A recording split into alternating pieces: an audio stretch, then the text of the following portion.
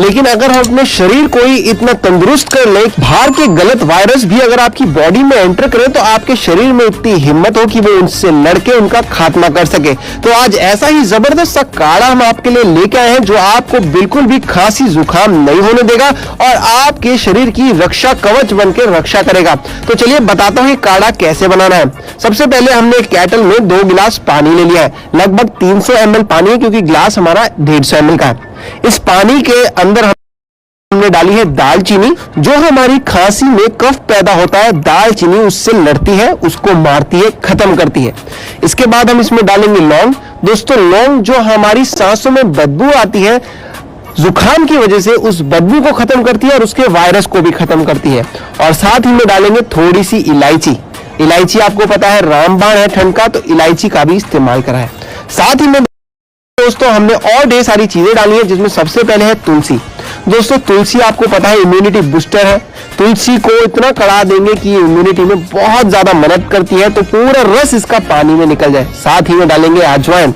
अजवाइन दोस्तों अगर कुछ भी गर्मी होगी इन चीजों से पेट के अंदर तो उसका शांति बनाए रखेगी, ठंडा बनाए रखेगी। अजवाइन बहुत ही बढ़िया रोल प्ले करेगी पेट की तंदुरुस्ती के लिए जब हम ये इम्यूनिटी ड्रिंक लेंगे।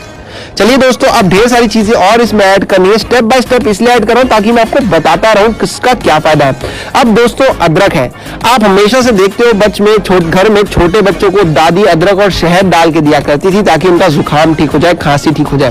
तो अदरक का वही काम है, बहुत ही तगड़ा ये फाइट करता है कफ के साथ और उसे काटता है। साथ ही में डाला है थोड़ा सा आंवला का रस। आंवले के रस में होता है विटामिन सी, यानी कि इम्यूनिटी और स्किन दोनों के लिए बढ़िया सी चीज।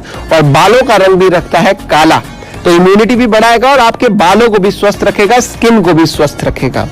तो चलिए दोस्तों बढ़िया बढ़िया चीजें डाली है मैंने काली मिर्च जो गले की खराश को खत्म करती है जैसी आवाज गले से जो आती है उसको काली मिर्च काटती है। साथ ही में हल्का सा नमक, क्योंकि आपने सुना होगा जब हम गरारे करते हैं तो उसमें हल्की सी नमक डालते हैं। नमक भी जैसी खराश को काली मिर्च के साथ मिलके बढ़िया सा स्वस्थ करता है, गले को तर करता है बढ़िया।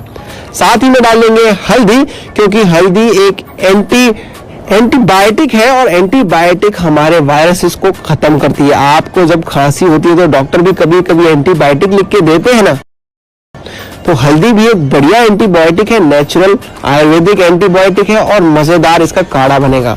अब दोस्तों सारी चीजें हमने डाल तो दी है, अब क्या दोस्तों इसको अब इतना आपने काढ़ना है कि ये 300 ml घट के लगभग 200 ml हो जाए।